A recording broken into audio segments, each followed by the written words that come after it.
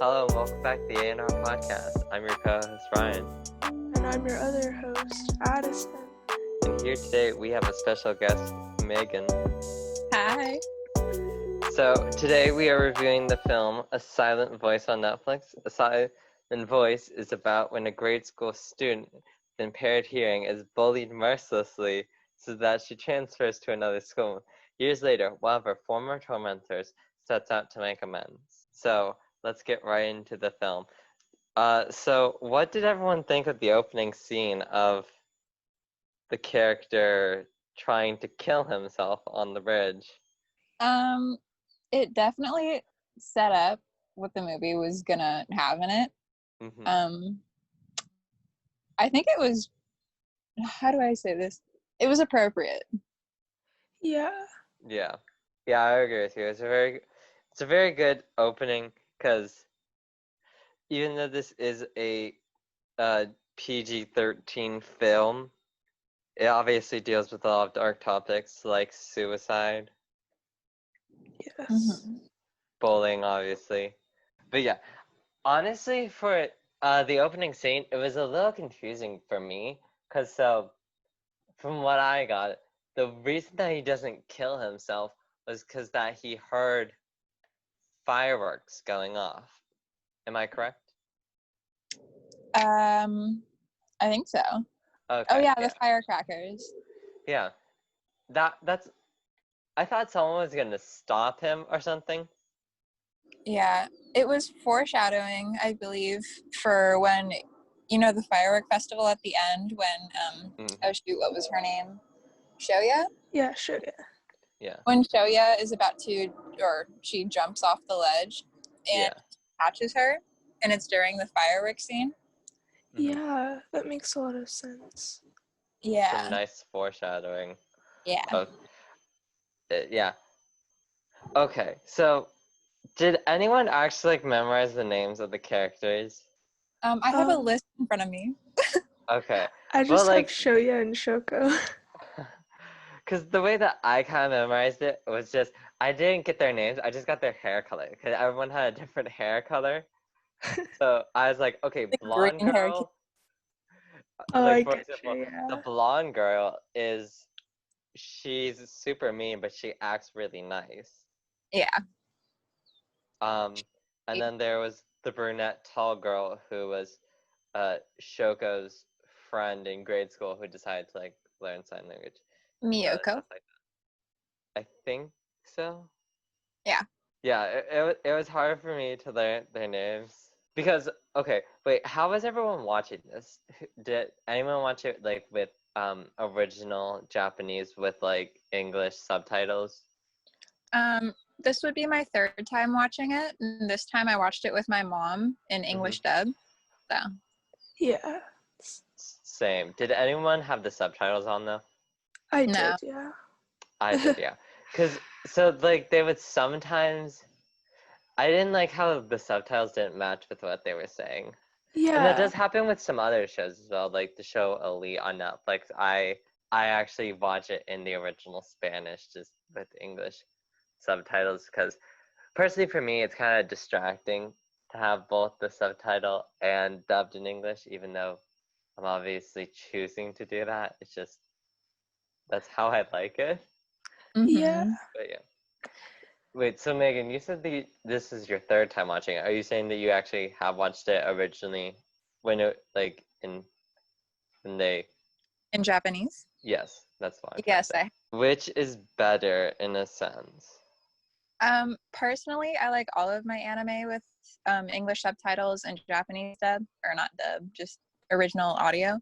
But this time I was watching it with my mom, so I decided to go full on with English. Yeah. Be nice to her. Yeah.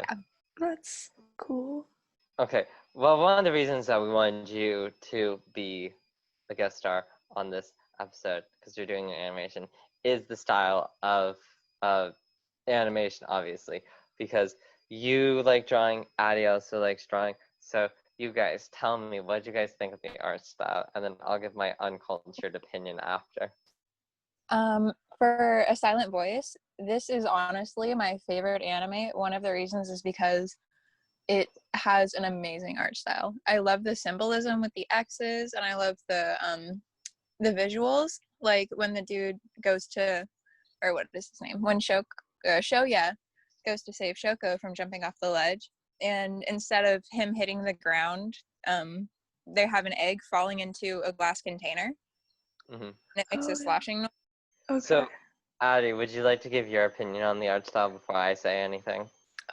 Sure, yeah. I thought it was kind of interesting that there was both like the anime like drawn style, I guess, like more of a cartoony style mixed with like a lot of realistic stuff. Like a lot of the backgrounds seem to look more of realism style, like the bushes and stuff. So I thought that was pretty cool, and it worked. Yeah, I noticed that too. I really liked that when they were walking past all the buildings, when they were like walking from school or walking from work or whatever. And all of the buildings would just be like realistically shaded. They would have moss on them. I thought it looked really cool. It was very pretty. I agree with you guys. Like, obviously, I'm not an artist, so I can't say like what's good and bad art in the sense. But yeah, it did look very realistic. Personally, for me, kind of, I thought what was the most realistically animated scene was actually the fireworks scene. Yeah.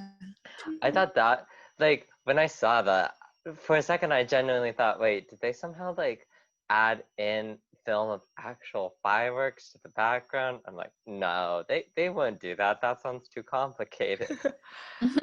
But like, it was very good. And just yeah, with the animation, you could obviously change certain things depending on what you need. Like for example, Shoya's eyes are like very big to kind of give like her innocence. So I really like that. And the X's on the faces as well.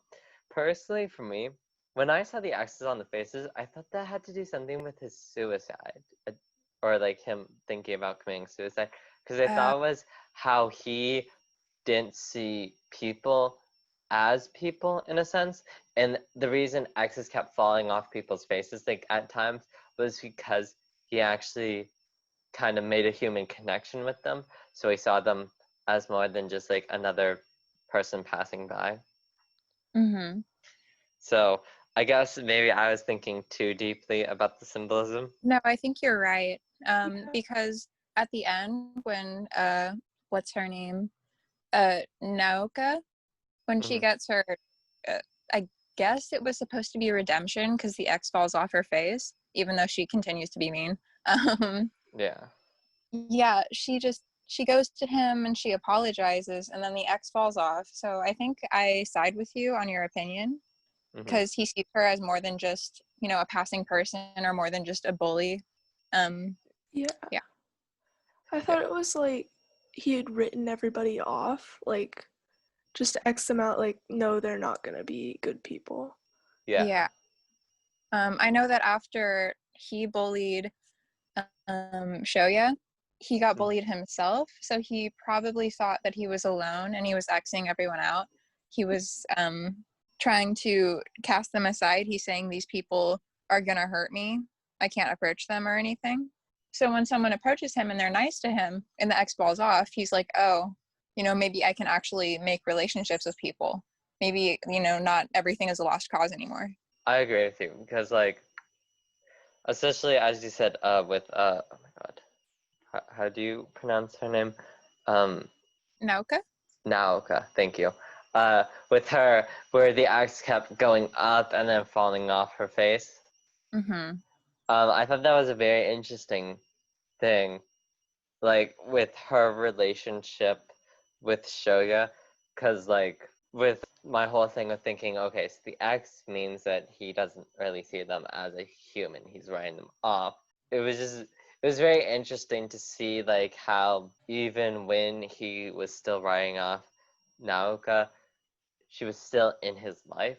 I don't know, I thought that was very interesting, and that can show kind of like how alone someone can feel. That even in obviously it doesn't happen, but like which could have been even a more powerful scene, where when they're at like the carnival or the festival. No, not a carnival. I think it's an amusement park, where everyone would have an X on their face, and it could kind of show that even someone who is in a group of friends still feels lonely.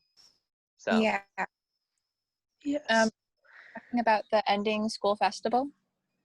yes. That is Or yeah, maybe the part where they're like going to the roller coaster, and then you find out that Yuzuru recorded on her camera to catch Naoka pretty much saying to Shouko that she hates her because Shouko always apologizes for everything. That I'm not Mm-hmm. I'm not sure if that was the end of the year festival or an amusement I park. think that was right before. Okay. The roller coasters is an amusement park, but the school festival is when there's all the confetti and everyone has X's all over their faces that come off at the end. Oh yeah. Oh, Then yeah. I think it's like maybe like 2/3 of the way in the movie of that scene Mm-hmm. that I was talking about. Yeah. Okay, but speaking of Shoya, what were your guys' opinions about him? Because I didn't like him. Sure. Personally, I like him because I saw that he was one of the only people to really make an effort to start being nice to Shouko again.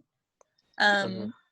And when I saw the girl with the black hair, continuously being mean to her, it kind of just highlighted how much he was trying to fix his action, or well, not actions, but fix his attitude, I guess, towards people that understand. And you can see that it's a struggle when he's on the bridge with all of his, I don't know they're his friends, with all of his friends. And he yells at them and he kind of breaks down and everyone leaves him. That scene though, for me, the bridge scene, that was a little confusing. So like that whole scene was them bringing up their past, right? Yeah. Yeah. Like okay, I got why Shoya was. So he was obviously mad at himself Mm-hmm. because, and this is why I didn't like him, because he's a little psychopath. In 6th grade, he assaults a girl. He Yeah. assaults a deaf girl Yeah. twice. So that's one thing. Number two, all the times with the hearing aids, I think they said 8 or 10 times they had to get replaced. Yeah. I'm not sure how much hearing aids cost. I'm searching it up right now. Hearing aids price. Okay. They go for 200 to anywhere between 200 and $2,600. Yeah. So times that by 10. That's a lot of money. And then the time where he pulls it out of Shoko's ear and she starts bleeding. yeah. Well, the reason why I like Shoya is because once he starts getting bullied for bullying Shouko to leave the school, he starts to realize his actions because he's receiving the treatment that he gave to another person. He also saw the amount of money that his mom had to pull out of her account to give to Shoko's mother. Yes. So I believe that everything that came after that, after Shouko left, kind of made him realize his actions, and then he began to take steps forward to fixing his attitude once again. So that's the reason why I like him, is because of his character development. Yeah.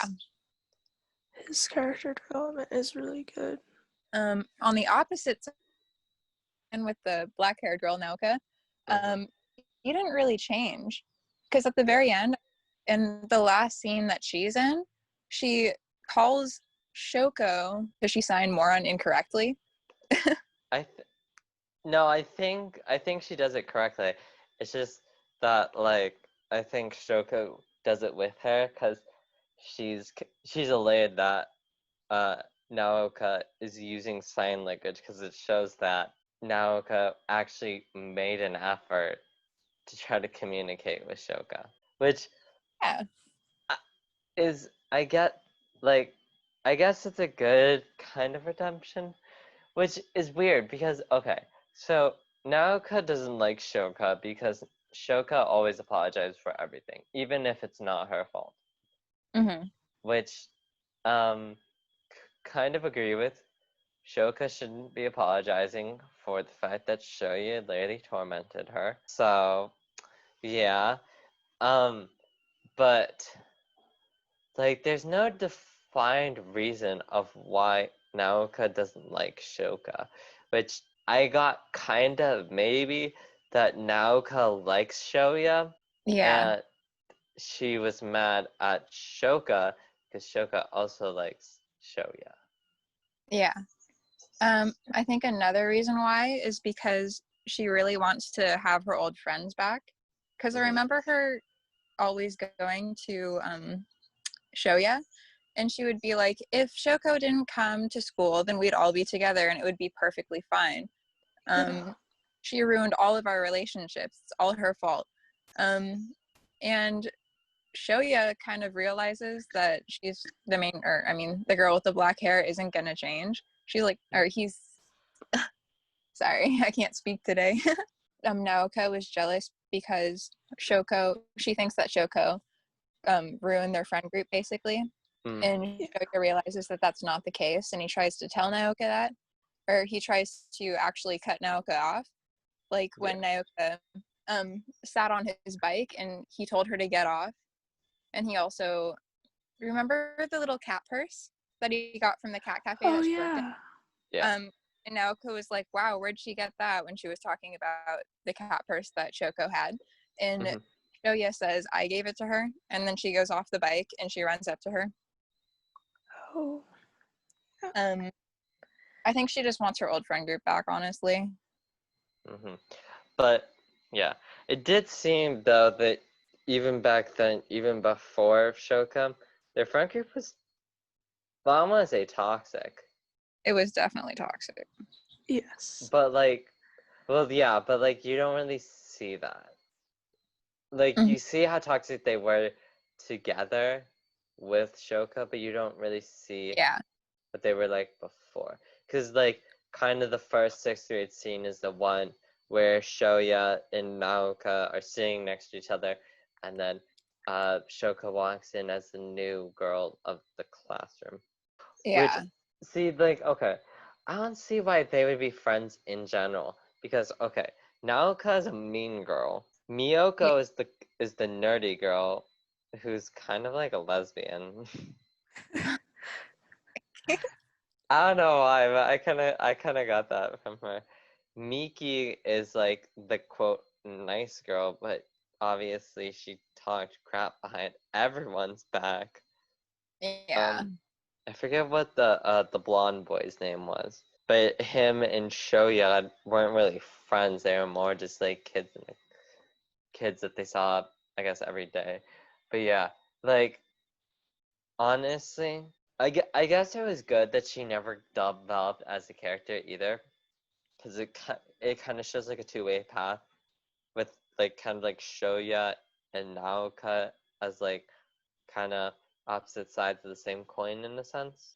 Because like obviously Shoya cared so much about Shouka that he, well, I don't want to say he dies for her because he didn't mean to fall off the ledge, but well, I guess I will say that because in a sense he was willing to die for her because I don't think he was willing to die. I don't think he expected at all to fall off the ledge. I think he just lost his, well, I want to say footing, but he was kind of holding onto the ledge with his thighs, Yeah. Like, I don't get how he fell. I kind of don't get that. Because it looks like he climbed more over the edge as he was pulling Shouka up. And I'm like, bro, what are you doing? I think it was because Shouka, she pulled down hard to try to reach her hand to the top of the bars to pull herself up. And when she pulled down, the rest of his body weight kind of shifted forward and he slid off. Yeah. what was really, I want to say it's funny. I just think it was really weird that so when Shoya wakes up from his coma, he literally runs to the bridge. Yeah. Like, Oh, I'm like, yeah. wait, should you be, I don't know, would you be like having a concussion, probably losing blood? Oh gosh. Because I'm pretty sure he had an IV in him, so He, obviously he'd be screaming in pain. yeah. I think at the moment, probably his adrenaline kicked in because I think he woke up from a dream with Shouko in it, right? And he was worried about her, so he ran to the bridge where he thought she would be to save her or something. I don't actually remember what was going on, but he wanted to go see Shouko, so he ran to the bridge and she was there, and he didn't Yeah. expect that. Yeah. Yeah. I don't know. And What it kind of felt like he might have been expecting her to be dead there. Like have also not also, but have tried to commit suicide again there. That was kind Yeah, of the vibe I was getting because he seemed really scared when he like didn't immediately see her there. he did. But then they locked eyes and they, sat on the ground next to each other. It was very cute. Yeah. it was very sad as well. Hmm. Because, like, obviously Shoko was conditioned so much by the hatred around her to the point where she hated herself for pretty much just existing. Which is another thing of why I don't like Shoya. Because, like, obviously, yeah, he was trying to fix that when he learns that Shoko hates herself, um, with like all like, oh, let's hang out every single day, blah blah blah. Blah blah blah. Hmm. But like, okay, one other thing though. So Shoko sometimes talks, and why is it the only time? Well, I guess maybe this makes more sense if it's with like the original Japanese audio, but like when she says "I love you" and he's like "moon." Yes, Oh, the moon is very nice. So I'm gonna guess the phrase "I love you" and maybe like the phrase "the moon" are very similar in Japanese. I'm yeah. not sure, but like it's like plot convenience in quotes because it's not really convenient that the only time he doesn't understand what she's saying is when she's saying "I love you." I thought he I did understand though. he thought she was talking about the moon. He said, Yeah. "Oh, yeah, it's pretty right now." Mhm. And she gave him like some like little people on sticks which go in your garden. Not Yeah, exactly sure what those are for. for decoration. Oh, they are? That's Yeah. okay. I didn't know that. It's cute.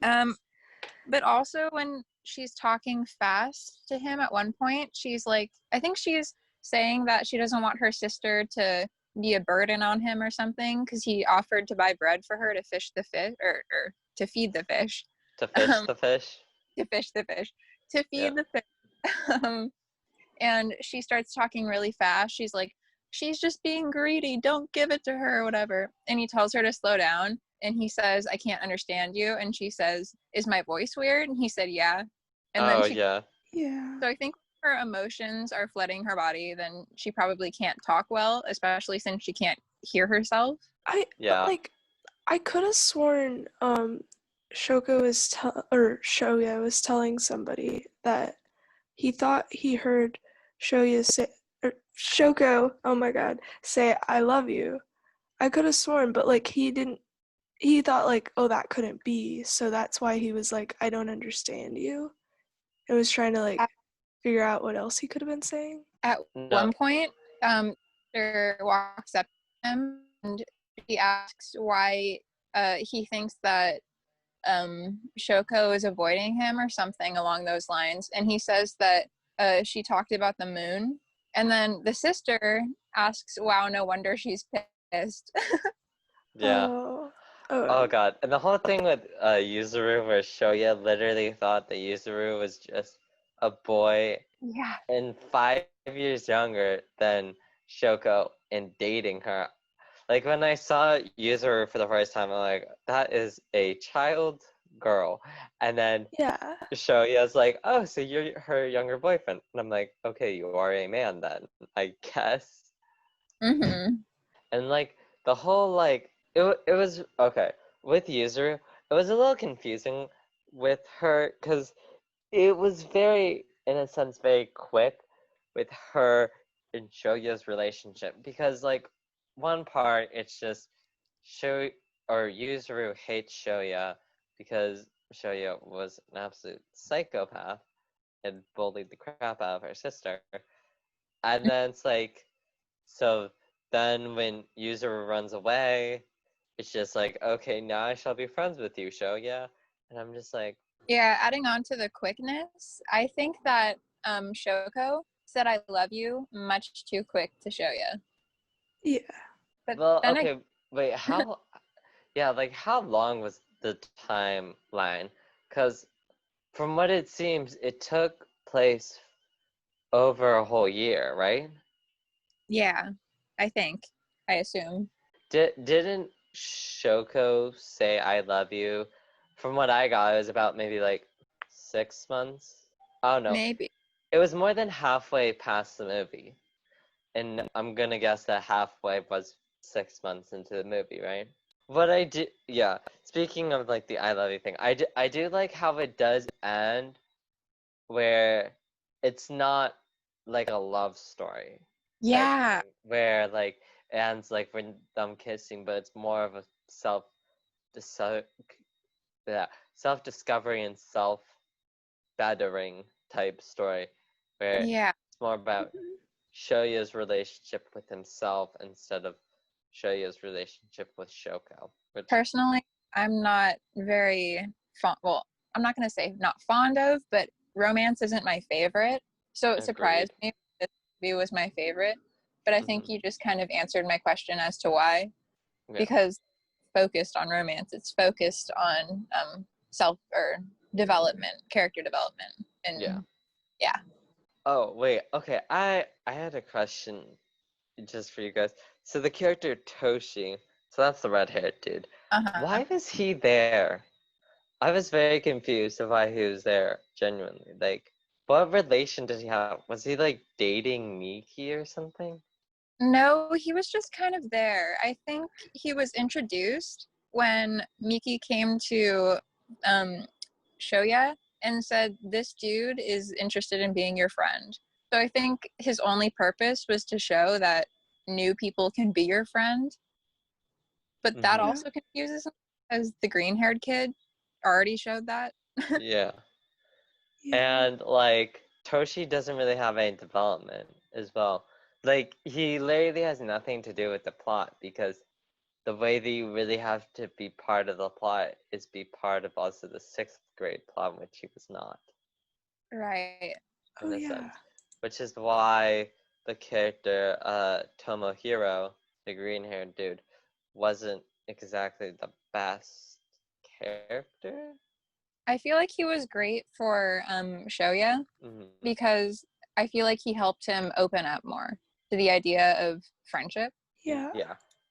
Yeah, I agree with you. Like the thing with like as you said with Toshi where it's like new people can be your friend. And that was more of like Tomohiro's kind of role. Like Tomohiro, well, well I guess the actor did a good job acting. Because obviously it's more on the job of the animators. But like the character played its role well for what he had to do, which was show that new friends can come from new places, right? Yeah. I love Tomohiro. So funny. Really? I didn't like him. I thought he was annoying. Like, he's obviously the quirky best friend, and it's just like, he was also Yeah. possessive as well. And I'm like, Yeah. Tomohiro, stop. Tomohiro. I just thought he was so funny. Little French fries, and he would pretend to smoke his French fries. He'd be like, "We're friends now." Yeah. That was funny. Okay. Let's see here. Does anyone have anything else to say, possibly, about this? Anything that you really did like or didn't like that we haven't covered yet? I thought the situation with Shoko's mom was interesting. Well, not interesting, but also just realistic, I guess. Because I feel like moms usually do have that sense of having less redemption for somebody who's wronged their kid than the actual kid. Yeah, I just thought that was really interesting because parents usually do hold more grudges than the kid over their bullies. Yeah. Megan, did you have anything that you wanted to say that we haven't covered yet? Yeah. In the English dub, Mm-hmm. one of my pet peeves with it was that there was a lot of breathing. So there was like a lot of gasps and exhales, and that just kind of made me uncomfortable. Yeah. Wait, where they go like Yeah, like you know how there's a joke about an anime, all you have to do is move or take a bite out of something and you're like, ah. I just really didn't like that part. But other than that, I thought the voice acting was pretty good. that is good. I also had one pet peeve. It was just general, like kind of like the general animation. Looking back at it now, some of it makes sense. Like where it's just like cuts to people's feet. Mm-hmm. Because you're obviously seeing it from Shoya's perspective and he doesn't look at people's eyes. But like they were just in a sense kind of like weird cuts cutting to random things and you couldn't see the people talking. I don't know, I just find it a little weird to do that. I thought it was pretty, in my opinion. I thought it was a nice stylistic choice for how they chose to animate when they would put in like random flowers or random balloons in the sky or whatever. I just thought it was visually appealing. I don't know. Well, I guess we have differing opinions. Yep. Because I was like, just can we stay on the characters' faces, please? But Okay. okay. We're also exploring the possibilities with animation where you could kind of draw whatever you want. You don't really have to focus on a face to get the message. And I think they're also discovering some symbolism. Like with eggs cracking into glass bowls, that symbolized the dude falling. And the fireworks. Oh, and the little raindrops, that symbolizes, I think, either feeding the fish, which is the activity that he does with the pink-haired girl, or falling off the bridge. So last thing we talk about, would we recommend this movie? I'm gonna guess Megan's gonna say yes. 100% yes. Yes. If you could pitch the movie with only one detail, Megan, what would you pitch it with? Well, in my TikToks, when I'm drawing and I watch anime, I like to add little clips of the anime that I'm watching into the TikTok. I actually just did that for my most recent one with a silent voice. Do you want to give your TikTok a shout out to the some people who listen to us? At Fluffy Satan Spawn. We better get a shout out on your TikTok. I will. Like be like, oh, I was featured in a podcast. Oh my Go listen to it on Spotify. But yeah. So you think the art style is probably like the biggest draw? I also personally I love the story. What about you, Ari? Do you recommend or do you not recommend? And if you do, why? I do.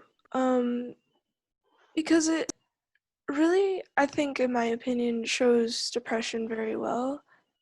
And like how it can come about as well, because it shows from the time that they were in middle school to the time that they were in high school, the end of high school. So it shows how like all this stuff can just create this dark side to people because of how they're treated. Well, yeah. I'd also recommend this movie because I agree with you. It does show depression in a good sense.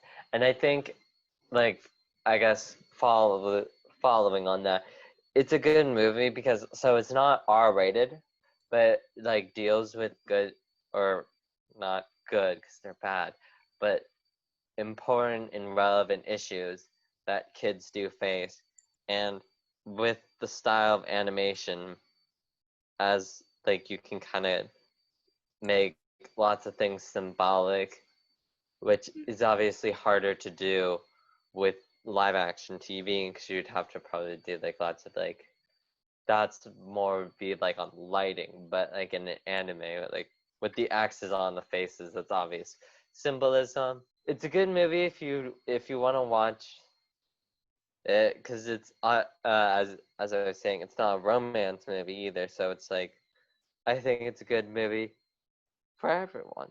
So that was our review on The Silent Voice. This is the A&R Podcast. I'm your co-host Ryan. And I'm your other host Addison. And we had our featured guest Megan. Hi. We will see you all next week. Peace. Bye.